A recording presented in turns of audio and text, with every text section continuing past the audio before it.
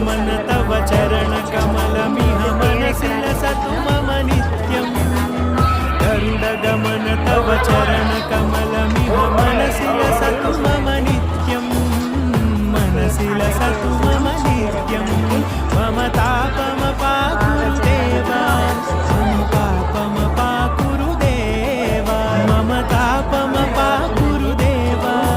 मम पापमपाकुरु देवा